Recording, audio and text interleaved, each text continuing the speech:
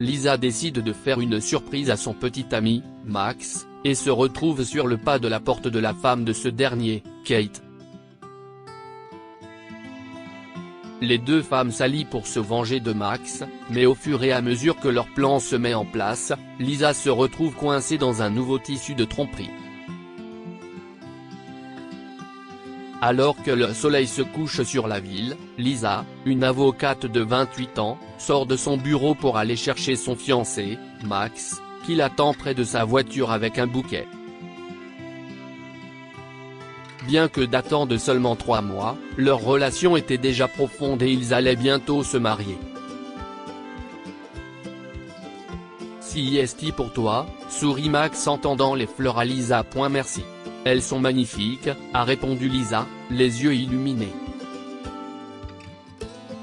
Alors qu'il s'installe dans sa voiture, Max se tourne vers Lisa, les yeux pleins de fierté et d'affection. Laisse-moi revoir la bague de fiançailles, dit-il d'un ton enjoué.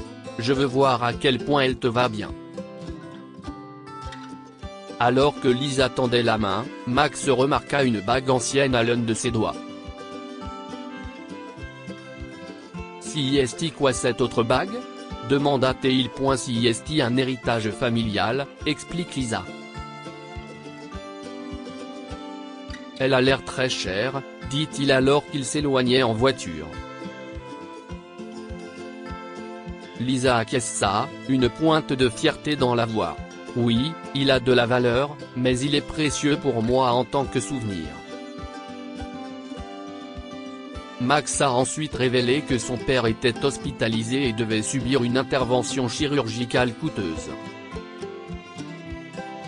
Il a avoué que ses fonds étaient bloqués dans une start-up, ce qui l'a empêché de payer l'opération. Il était un homme d'affaires et investissait dans des start-ups innovantes. Combien te faut-il ? Je peux peut-être t'aider ? Demande Lisa. La totalité. 50 000 $. Lisa hésita. Je n'ai pas autant d'argent. Tu n'as pas économisé pour une maison ? Je te rembourserai une fois que j'aurai reçu l'argent de ma nouvelle entreprise. Lisa se mord la lèvre, en se demandant ce qu'elle va bien pouvoir faire. Je vais y réfléchir. Je suis sûr qu'on peut trouver une solution pour réunir une telle somme. Max acquiesça, un sourire reconnaissant sur le visage. D'accord, merci.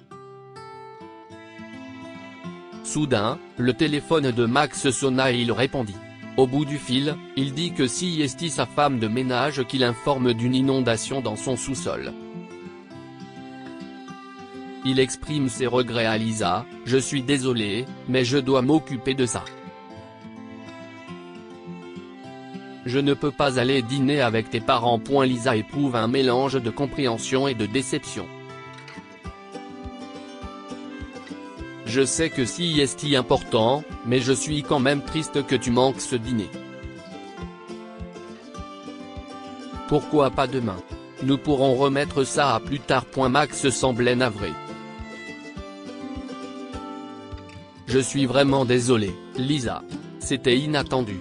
Cela prendra plus de temps, alors je ne pense pas pouvoir me libérer demain. Le trajet se poursuit, marqué par un mélange d'inquiétude pour le père de Max et la maison inondée, et de déception pour Lisa, dont les projets ont été bouleversés. Au feu rouge, Lisa décide de quitter la voiture de Max. « Je pense que je vais descendre ici », dit-elle fermement. Qu'est-ce ce qu'il y a ? Pourquoi ? demanda Max, surpris. J'ai besoin de temps pour réfléchir. Tu dois t'occuper de ta maison, lui répond Lisa en se dirigeant vers la ville animée. Lisa marchait d'un pas vif, les idées confuses, et décide d'aller rendre visite à ses parents. Chez eux, elle raconte les événements de la soirée, exprimant son désarroi et sa peine. Pourquoi ne fais-tu pas une visite surprise à Max ? Cela pourrait t'aider. Tous les couples se disputent, chérie, a suggéré Tom, son père. Je ne sais pas où il habite, a avoué Lisa, embarrassée. Je peux me renseigner pour toi, propose Tom. Lisa savait que son père avait des ressources et des contacts, grâce à ses années dans la police, qui pourraient l'aider. Il revint bientôt avec l'adresse de Max sur un bout de papier qu'il lui donna. Lisa s'est immédiatement rendue chez lui. Après avoir respiré profondément, elle a sonné chez Max et une femme lui a ouvert la porte. « Vous devez être la femme de ménage de Max ? Max est à la maison ? » demande Lisa. « Non, je suis sa femme, Kate. Et vous êtes ? » répondit la femme. « Je suis Lisa. » Sa fiancée, balbutie Lisa, choquée. « Fiancée ? Si est-ce une blague ? Il est marié », a révélé Kate en montrant son alliance. Confuse et blessée, Lisa montra sa bague de fiançailles. Il n'a jamais dit qu'il était marié. « Je ne le savais pas, explique-t-elle. » Kate, en colère, accusa Lisa d'avoir séduit son mari et commença à lui lancer des objets. « Sortez d'ici et ne vous approchez plus jamais de mon mari », a crié Kate, le visage tout rouge. Avant que Lisa ne puisse dire un mot de plus, Kate lui a claqué la porte au nez. Assise devant la maison de Max, Lisa pleurait, se sentant trahie. Peu après, Kate la rejoint avec du vin, s'excusant de sa réaction. « Cet abruti nous a trompés toutes les deux », a déclaré Kate avec amertume, révélant qu'elle était mariée depuis 7 ans. Elles ont partagé le vin en silence. Lisa s'est excusée, expliquant qu'elle ne savait pas que Max était marié. Kate, surprise, écouta Lisa révéler que Max avait demandé 50 000 $ pour le traitement de son père. « Son père est mort il y a 5 ans, dit Kate, choquée par le mensonge. « Vous savez quoi ? Il est grand temps d'affronter cette ordure. » Décidée à affronter Max, Kate l'a appelé et il a dit qu'il devait passer à son bureau pour un travail. L'inondation de la maison n'était qu'un mensonge, pensait Lisa. Lorsque Kate et Lisa sont arrivés à son bureau, il n'était pas là. Le gardien de Max ayant reconnu Kate, celle-ci et Lisa n'ont eu aucun mal à entrer.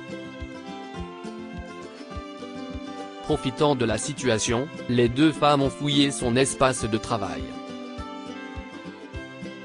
Ensuite, elles ont découvert des relevés de prêts au nom de Kate, une maison hypothéquée et de faux passeports avec des noms différents pour Max. Il ne s'appelle donc même pas Max, déclare Kate, dont le faux mariage a été dévoilé. Il avait peut-être l'intention de vous escroquer votre argent, suggéra Lisa. Kate est restée silencieuse pendant un moment, perdue dans ses pensées. Et dans 3 jours, nous devions aller à Chicago pour une vente aux enchères. Max m'a convaincu de vendre un tableau que j'aime. Elle s'arrêta, réalisant qu'elle en avait trop dit. Quelle vente aux enchères ? demanda Lisa, curieuse. Peu importe, nous n'irons plus maintenant. Il y a des choses plus importantes, dit Kate en balayant la question. Lisa regarda les faux passeports. Avec ça, on peut juste le remettre à la police. Si est trop facile, en plus il aura le temps de s'échapper.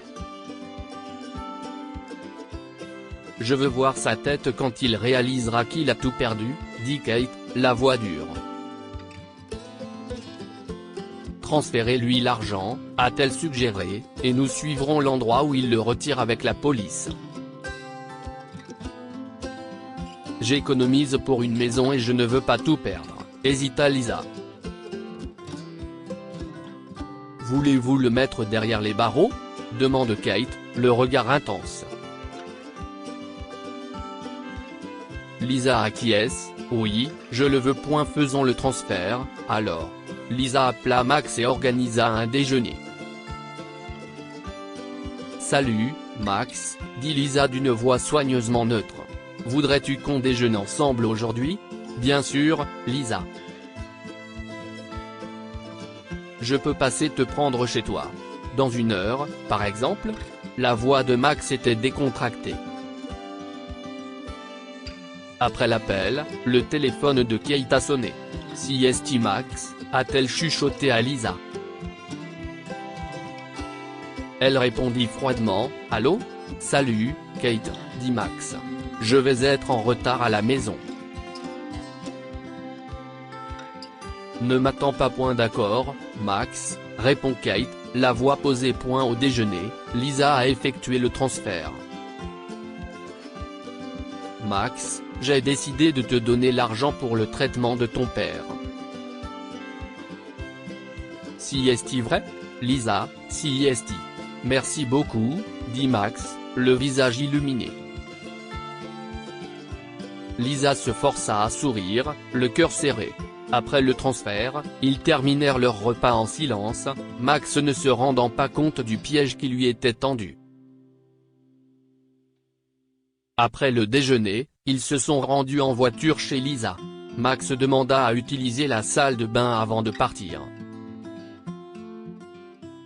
Lisa, inquiète, accepte. Après son départ, elle a appelé Kate mais n'a pas obtenu de réponse. Sentant que quelque chose n'allait pas, Lisa s'est rendue à la maison de Kate et Max, mais elle l'a trouvée étrangement vide. Si est-il alors qu'elle se rend compte qu'ils se sont enfuis ensemble. Paniquée, Lisa appela son père. Papa, je me suis fait arnaquer. Max et Kate ont pris toutes mes économies et se sont enfuis, explique Lisa à Tom. Oh, Lisa, je suis vraiment désolé d'entendre ça, répond Tom, inquiet. Sais-tu où ils ont pu aller? Non, papa. Si est-il comme s'il s'était volatilisé, dit Lisa, bouleversée. Tom, un policier expérimenté, admet qu'il sera pratiquement impossible de retrouver la trace de l'argent. Je comprends ce que tu ressens, Lisa, et je te promets que nous ferons tout notre possible. Mais ces escrocs sont très intelligents et couvrent généralement bien leurs traces. Se sentant trahie et blessée, Lisa est rentrée chez elle. Soudain, elle se rend compte qu'elle ne porte pas son bijou de famille. Lisa s'est précipitée dans la salle de bain, car elle enlevait souvent sa bague avant de se doucher, mais elle n'y était pas. Elle a cherché la bague dans toute la maison, mais ne l'a trouvée nulle part. Si est-il alors qu'elle se souvint de Max. Il l'avait volée en venant à la maison sous prétexte d'utiliser sa salle de bain. Les souvenirs de la bague transmise de génération en génération dans sa famille lui reviennent en mémoire. C'était plus qu'un simple bijou. L'idée que Max l'ait prise, probablement pour la vendre au plus offrant, l'a remplie d'un mélange de colère et de tristesse. Lisa se souvint alors de la vente aux enchères dont Kate avait parlé. L'esprit de Lisa s'est emballé à l'idée que la bague puisse s'y trouver. Elle ouvre son ordinateur portable et commence à chercher en ligne les ventes aux enchères qui auront lieu prochainement. Lisa a parcouru les sites internet et les listes des salles de vente aux enchères, mais rien n'est apparu. Il devait s'agir d'une vente aux enchères clandestine qui ne serait pas annoncée publiquement. Lisa, déterminée à récupérer sa bague de famille volée, a contacté un client connaissant bien ce type de vente aux enchères. Il l'a aidé à accéder à la seule vente aux enchères clandestine de Chicago. Lisa, déguisée, arrive à l'événement et voit Kate sur scène avec sa bague. Si est ma bague. Ce n'est pas ce qu'elle dit. Elle est tout à fait ordinaire, chuchote Lisa à une femme qui se trouve à proximité et qui rejette ses dires. Alors que les enchères montaient en flèche, Lisa s'efforçait de suivre le mouvement, son cœur battant la chamade à chaque fois que l'enchère augmentait. Finalement, elle remporte la bague pour 300 000 $. Comment allez-vous payer aujourd'hui ? Demanda Kate, la voix légèrement hésitante. Lisa se leva, les yeux de toute la salle braqués sur elle. Elle est montée sur scène au milieu des applaudissements. Face à Kate, Lisa s'écrie, Max paiera pour tout. À ce moment-là, des policiers ont fait irruption, provoquant le chaos lors de l'arrestation de Kate. Lisa a regardé, avec un mélange de satisfaction et de tristesse, son ancien ami se faire menotter. Au poste de police, après la vente aux enchères, Lisa assiste à l'interrogatoire de Kate derrière un miroir sans teint. Lisa a récupéré sa bague de famille mais ressent une victoire douce amère. Kate semble vaincue. Nous pouvons vous faciliter la tâche, Kate, lui dit l'inspecteur qui l'interroge.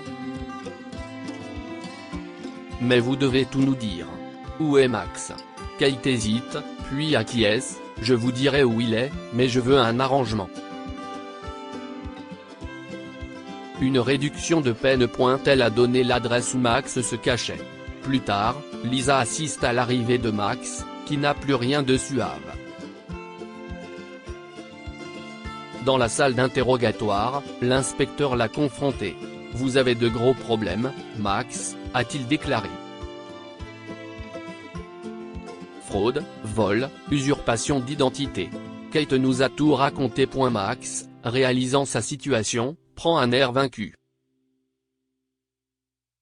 Il savait que son jeu était terminé. Lisa a ressenti un mélange de douleur et de satisfaction. Max devait enfin faire face aux conséquences de ses actes. En quittant le poste de police, elle savait qu'elle avait tourné la page.